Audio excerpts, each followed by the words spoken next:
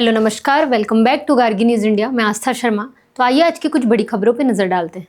न्यायमूर्ति सूर्यकांत 24 नवंबर को भारत के 53वें मुख्य न्यायाधीश के रूप में शपथ लेंगे। न्यायमूर्ति कांत को 30 अक्टूबर को अगले सीजेआई के रूप में नियुक्त किया गया था और वे इस पद पर लगभग 15 महीने तक बने रहेंगे। तेजस विमान दुर्घटना। सुलूर एयरफोर्स स्टेशन में विंग कमांडर नामान श्याल को दी गई श्रद्धांजलि। विंग कमांडर भारतीय वायुसेना के नंबर 45 स्क्वाड्रन से जुड़े थे, जो सुलूर एयरफोर्स स्टेशन में हल्का कॉम्पैक्ट विमान तेजस संचालित करने वाले 2 स्क्वाड्रनों में से एक है। G20 शिखर सम्मेलन। दक्षिण अफ्रीका ने कहा कि राष्ट्रपति G20 सौंपने के लिए अमेरिकी दूतावास के अधिकारी को नहीं देंगे। विदेश मंत्री रोनाल्ड लामोला ने कहा, संयुक्त राज्य अमेरिका G20 का सदस्य है और अगर वे प्रतिनिधित्व करना चाहते हैं तो वे उपयुक्त स्तर पर किसी को भेज सकते हैं। कर्नाटक के सीएम सिद्धारमैया ने कैबिनेट के फेरबदल और पावर शेयरिंग को लेकर चल रहे गतिरोध को सुलझाने के लिए मल्लिकार्जुन खड़गे से मुलाकात की। हालांकि इन बातचीत के नतीजों पर अभी तक कोई स्पष्ट जानकारी सामने नहीं आई है। उप मुख्यमंत्री डीके शिव कुमार ने रविवार को खड़गे से मिलने वाले हैं। भारत ने COP30 के लिए ब्राजील को मजबूत समर्थन देने की पेशकश की है और शिखर सम्मेलन में लिए गए कई निर्णयों पर संतोष जताया है। हालांकि भारत ने यह साफ किया कि वह COP30 को जलवायु परिवर्तन रोकने से जुड़ी नीतियां बनाने के लिहाज से पूरी तरह सफल नहीं मानता। यानी कई फैसलों से संतुष्ट होने के बावजूद भारत ने COP30 की सफलता पर कोई स्पष्ट टिप्पणी नहीं की है। अल फलाह यूनिवर्सिटी में पढ़ रहे अपने बच्चों के भविष्य को लेकर अभिभावकों ने कुलपति को पत्र लिखकर स्पष्टीकरण मांगा है। 18 अभिभावक विश्वविद्यालय के कैंपस पहुंचे और उन्होंने विश्वविद्यालय के भविष्य को लेकर अपनी चिंता जताते हुए यह पत्र जमा किया। COP30 का समापन। राष्ट्रपति की इस प्रतिबद्धता के साथ हुआ कि वनों की कटाई को समाप्त किया जाएगा और जीवाश्म ईंधनों से धीरे धीरे दूर जाने की प्रक्रिया अपनाई जाएगी। हालांकि विकासशील देशों, जिनमें कुछ तेल उत्पादक देश और भारत भी शामिल हैं, ने इस बात पर जोर दिया कि जीवाश्म ईंधन को पूरी तरह खत्म करने की समय सीमा तय करने वाली भाषा को दस्तावेज में शामिल ना किया जाए। White collar terror module. Haryana के एक प्रीचर ने पुलिस से डॉक्टरों से किराया वसूलने की अपील। मौलवी इश्तियाक का नाम डॉक्टर मुजम्मिल गनई से हुई पूछताछ के दौरान सामने आया, जो विश्वविद्यालय से गिरफ्तार किए गए व्हाइट कॉलर टेरर मॉड्यूल के एक महत्वपूर्ण सदस्य हैं। गृह मंत्रालय ने स्पष्ट किया है कि चंडीगढ़ से जुड़ा प्रस्ताव उसकी प्रशासनिक संरचना में कोई बदलाव नहीं करता और इस पर अभी अंतिम निर्णय नहीं लिया गया है। संविधान विधेयक 2025 का उद्देश्य चंडीगढ़ को भारत के संविधान के अनुच्छेद 240 में शामिल करना है, ताकि उसे अन्य केंद्र शासित प्रदेशों की तरह संरेखित किया जा सके।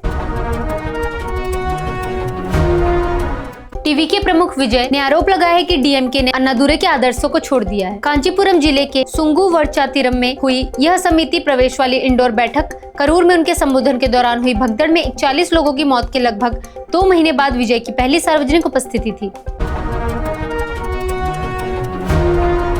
तमिलनाडु सरकार ने कवि इरोडे के अंतिम संस्कार में पुलिस सम्मान देने की घोषणा की है। वे चेन्नई के न्यू कॉलेज में तमिल शिक्षक थे, साहित्य अकादमी पुरस्कार विजेता भी थे और दूरदर्शन में समाचार वाचक के रूप में भी काम कर चुके थे। सुप्रीम कोर्ट 24 नवंबर को जलवायु कार्यकर्ता सोनम वांगचुक की हिरासत को चुनौती देने वाली याचिका पर सुनवाई करेगा। याचिका में कहा गया है कि 24 सितंबर को लेह में हुई हिंसा की घटनाओं का किसी भी तरह से वांगचुक के बयान या कार्यों से कोई संबंध नहीं है।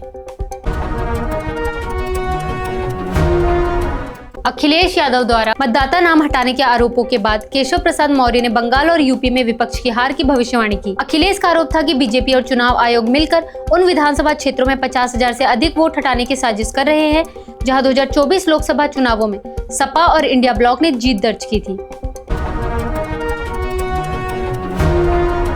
टाटा मोटर्स पैसेंजर व्हीकल्स के सीईओ के अनुसार इस वित्त वर्ष में घरेलू यात्री वाहन बिक्री में 5% की वृद्धि होने की उम्मीद है। उन्होंने कहा कि अक्टूबर से मार्च की अवधि में बिक्री वॉल्यूम दोहरे अंकों में बढ़ सकता है। चंडीगढ़ के लिए राष्ट्रपति को सीधे कानून बनाने की अनुमति देने वाले विधेयक का केजरीवाल और हरसिमरत कौर बादल ने कड़ा विरोध किया है। आप नेता अरविंद केजरीवाल का कहना है कि बीजेपी नेतृत्व वाली केंद्र सरकार का यह संविधान संशोधन सिर्फ एक साधारण कदम नहीं, बल्कि पंजाब की पहचान और उसके संवैधानिक अधिकारों पर सीधा हमला है। वाणिज्य मंत्री पीयूष गोयल ने कहा है कि निर्यात प्रोत्साहन मिशन को लागू करने के लिए दिशा निर्देश अगले हफ्ते तक जारी किए जा सकते हैं। सरकार ने 12 नवंबर को 25,060 करोड़ रुपए के बजट के साथ इस मिशन को मंजूरी दी थी, जिसे 2025-26 से शुरू होने वाले 6 वित्तीय वर्षों में लागू किया जाएगा, ताकि अमेरिकी उच्च शुल्कों से जूझ रहे भारतीय निर्यातकों को राहत मिल सके। भारत और इजराइल प्रस्तावित मुक्त व्यापार समझौते को 2 चरणों में लागू कर सकते हैं। पीयूष गोयल के अनुसार हम इसे 2 हिस्सों में करने पर विचार कर रहे हैं। बातचीत शुरू होने पर निर्णय लिया जाएगा। दोनों देशों के मंत्री चाहते हैं कि पहला चरण जल्द पूरा हो, ताकि व्यापार समुदाय को जल्दी लाभ मिल सके। G20 शिखर सम्मेलन। प्राइम मिनिस्टर मोदी ने वैश्विक प्रगति और समृद्धि के प्रति साझा प्रतिबद्धता पर जोर दिया। प्राइम मिनिस्टर मोदी ने शिखर सम्मेलन के दौरान वैश्विक नेताओं के साथ हुई अपनी कई मुलाकातों का उल्लेख किया और इन चर्चाओं को उपयोगी बताया। उन्होंने कहा कि भारत अंतर्राष्ट्रीय महत्व के मुद्दों पर लगातार सक्रिय भूमिका निभा रहा है। दक्षिण अफ्रीका ने कहा कि राष्ट्रपति G20 की जिम्मेदारी किसी अमेरिकी दूतावास अधिकारी को नहीं सौंपेंगे। विदेश मंत्री रोनाल्ड लामोला ने कहा, अमेरिका G20 का सदस्य है और यदि वे प्रतिनिधित्व चाहते हैं तो वे उपयुक्त स्तर के किसी भी व्यक्ति को भेज सकते हैं। ब्राजील के पूर्व राष्ट्रपति बोल्सोनारो को टखने पर लगी इलेक्ट्रॉनिक मॉनिटरिंग ब्रेसलेट तोड़कर भागने की कोशिश के आरोप में हिरासत में लिया गया है। अदालत द्वारा जारी एक वीडियो में बोल्सोनारो ने स्वीकार किया है कि उन्होंने जिज्ञासा के चलते सोल्डरिंग आयरन का इस्तेमाल करके ब्रेसलेट को जलाने की कोशिश की। अमेरिकी सीनेटरों ने ट्रम्प की रूस यूक्रेन शांति योजना की आलोचना करते हुए कहा कि यह आक्रामकता को इनाम देने जैसा है। बताया गया है कि 28 बिंदुओं वाली यह शांति योजना ट्रम्प प्रशासन और क्रेमलिन ने मिलकर तैयार की थी, जिसमें यूक्रेन को शामिल ही नहीं किया गया था। Australian open super 500 badminton. लक्ष्य सेन ने इस सीजन का अपना पहला खिताब जीत लिया। इस जीत के साथ कॉमनवेल्थ गेम्स चैंपियन लक्ष्य सेन इस सीजन में BWF वर्ल्ड टूर खिताब जीतने वाले दूसरे भारतीय खिलाड़ी बन गए। उनसे पहले आयुष शेट्टी ने US ओपन के सुपर 300 टूर्नामेंट में अपना पहला खिताब जीता था। स्पेस स्टार्टअप अग्निकुल कॉस्मोस ने नए फंडिंग राउंड में 150 करोड़ रुपए जुटाए हैं, जिससे कंपनी का मूल्यांकन $500 मिलियन हो गया है। CEO और सह संस्थापक ने कहा, यह फंडिंग हमें नए मिशनों पर काम करने, लॉन्च फ्रीक्वेंसी बढ़ाने और भारत से दुनिया के लिए निर्माण करने पर ध्यान केंद्रित करने में मदद करेगी।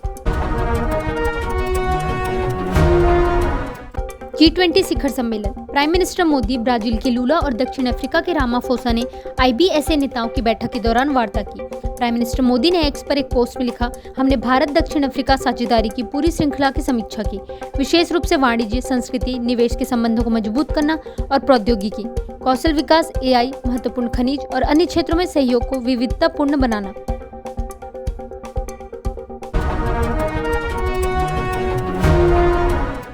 भारत ने कोलंबो के पीसारा ओवल में खेले गए फाइनल में नेपाल को 7 विकेट से हराकर पहली ब्लाइंड T20 महिला विश्व कप जीती। भारत ने पहले गेंदबाजी करते हुए नेपाल को 5 विकेट पर 114 रन तक सीमित किया और फिर केवल 12 ओवर में 3 विकेट पर 117 रन बनाकर खिताब अपने नाम किया।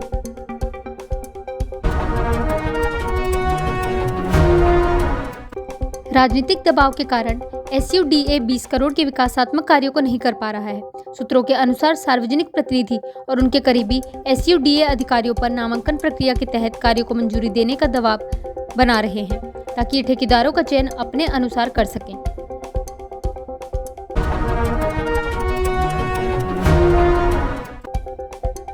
ITBP भारत चीन LAC पर 10 पूरी तरह महिला बॉर्डर आउटपोस्ट स्थापित करेगा। ITBP, जिसमें 1 लाख से अधिक कर्मी हैं, ये बॉर्डर पोस्ट 9,000 फीट से 14,000 फीट से अधिक ऊंचाई पर स्थित है, जहां मौसम कठिन और ऑक्सीजन का स्तर कम होता है।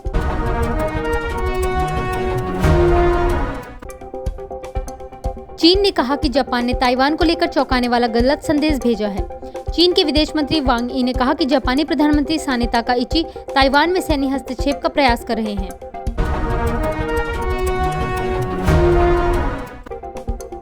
पंजाब में राजनीतिक हलचल। केंद्र ने चंडीगढ़ के लिए उपराज्यपाल नियुक्त करने का नया विधेयक पेश किया। विपक्षी नेताओं ने चिंता व्यक्त की कि यह विधेयक पंजाब के हितों के खिलाफ है और अपनी राजधानी पर राज्य के अधिकारों को कमजोर करता है।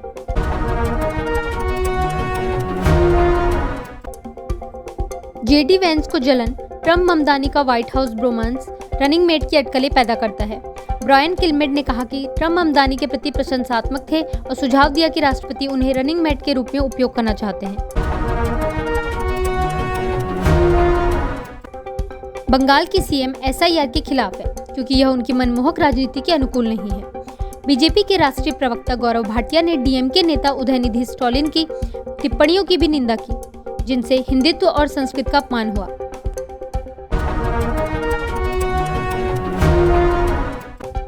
2026 के लिए लड़ाई की रेखाएं स्पष्ट, नीतीश का 10वां बार सीएम बनना इंडिया के लिए एक परीक्षण।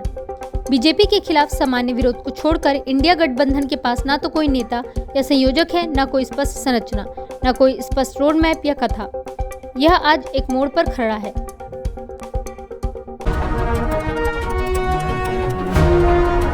कोई अंतिम निर्णय नहीं, चंडीगढ़ पर नियंत्रण के लिए केंद्र के प्रस्तावित बिल पर गृह मंत्रालय के स्पष्टीकरण। मंत्रालय ने स्पष्ट किया कि यह प्रस्ताव किसी भी तरह से चंडीगढ़ के प्रशासन या शासकीय संरचना को बदलने का उद्देश्य नहीं रखता और न ही इसका लक्ष्य चंडीगढ़ और पंजाब या हरियाणा राज्यों के बीच पारंपरिक व्यवस्थाओं को बदलना है।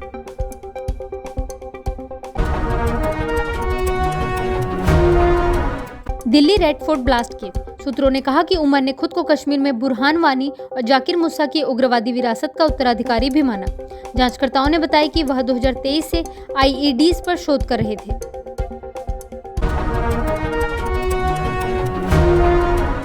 जम्मू कश्मीर जांच एजेंसी द्वारा पहली आतंकवादी मॉड्यूल गिरफ्तारी, श्रीनगर के व्यक्ति ने पाकिस्तानी हैंडलर से राइफल डॉक्टर को दी।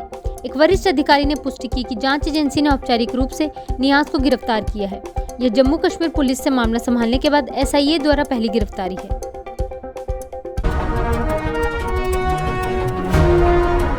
राहुल गांधी के बेंगलुरु वोट चोरी आरोप पर कांग्रेस कार्यकर्ता ने पुलिस से शिकायत की। पुलिस ने शिकायत के आधार पर एफआईआर दर्ज की। नियमों के अनुसार मतदाता सूची मामलों में केवल निर्वाचन आयोग के अधिकारी ही कार्रवाई कर सकते हैं।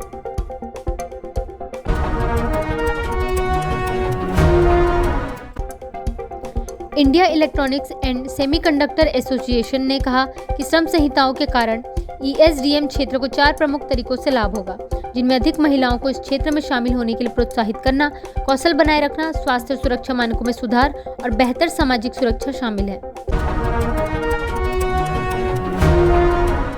जमीयत उलमा ए हिंद के अध्यक्ष अरशद मदानी ने भारत में मुसलमानों के भेदभाव का आरोप लगाया।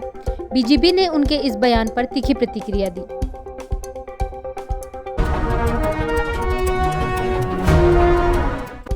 शीतकालीन सत्र के लिए 10 विधेयकों में नागरिक परमाणु क्षेत्र पर बिल शामिल। महत्वपूर्ण परमाणु ऊर्जा विधेयक 2025 के अलावा जो भारत में परमाणु ऊर्जा के उपयोग और नियमन को संचालित करने का प्रयास करता है, उच्च शिक्षा आयोग ऑफ इंडिया बिल भी एजेंडा में शामिल है।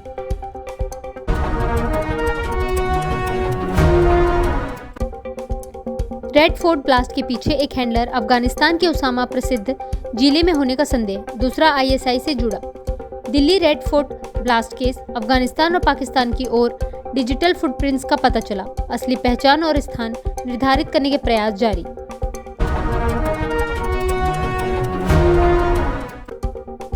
लास वेगास ग्रैंड प्रिक्स में लैंडो नॉरिस और ऑस्कर पियास्ट्री को रेस के बाद डिस्क्वालीफाई कर दिया गया। रेस स्टुअर्ड्स ने जांच में पाया कि दोनों कारों के स्किड ब्लॉक की गहराई नियमों से कम थी। F1 के नियमों के अनुसार स्किड ब्लॉक की एक तय न्यूनतम मोटाई होनी चाहिए।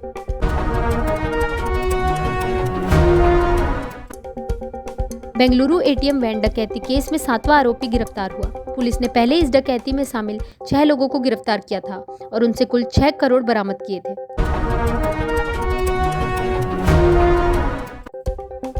कांग्रेस ने कहा कि एसआईआर को जल्दबाजी में लागू करना नोटबंदी और कोविड लॉकडाउन की याद दिलाता है। कांग्रेस अध्यक्ष मल्लिकार्जुन खड़गे ने आरोप लगाया कि बीजेपी की वोट चोरी अब घातक रूप ले चुकी है।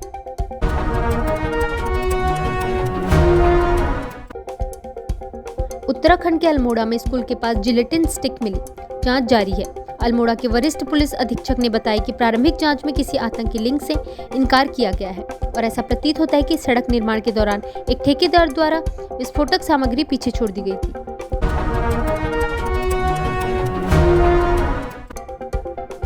यूएनएससी में सुधार अब विकल्प नहीं बल्कि आवश्यकता है। आईबीएसए बैठक में प्राइम मिनिस्टर मोदी ने कहा, प्राइम मिनिस्टर नरेंद्र मोदी ने तीनों देशों के बीच सुरक्षा सहयोग को मजबूत करने के लिए IBSA की NSA स्तरीय बैठक को संस्थागत रूप देने का प्रस्ताव रखा।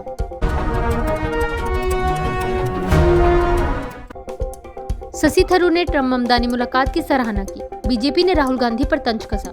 कांग्रेस सांसद ने एक्स पर बैठक का वीडियो साझा करते हुए कहा कि चुनाव खत्म होने के बाद राष्ट्र हित में एक दूसरे से सहयोग करना सीखना चाहिए।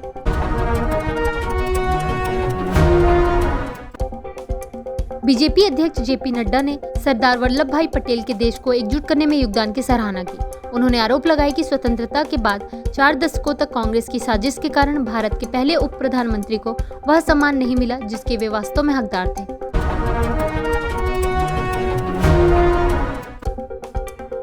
भारत के निवर्तमान मुख्य न्यायाधीश BR गवई ने अपने कोलेजियम द्वारा स्वीकृत उम्मीदवारों के नाम और सामाजिक विवरण सार्वजनिक किए। इनमें महिलाओं की संख्या अन्य पिछड़ा वर्ग और अनुसूचित जाति से आने वाले उम्मीदवारों से अधिक पाई गई।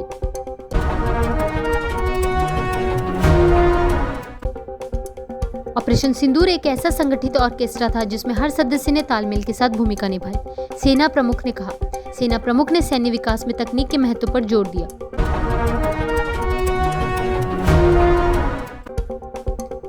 CPI ने सुप्रीम कोर्ट की राष्ट्रपति संदर्भ पर प्रतिक्रिया को निराशाजनक बताते हुए कहा कि यह विपक्ष शासित राज्यों में राज्यपालों द्वारा प्रयोग किए जा रहे अतिरिक्त संवैधानिक अधिकारों को बढ़ावा देगा। पार्टी का दावा है कि यह प्रतिक्रिया केंद्र के हाथों में शक्तियों के अत्यधिक केंद्रीकरण से राज्यों के अधिकारों पर हो रहे हमले को रोकने में कोई मदद नहीं करेगी।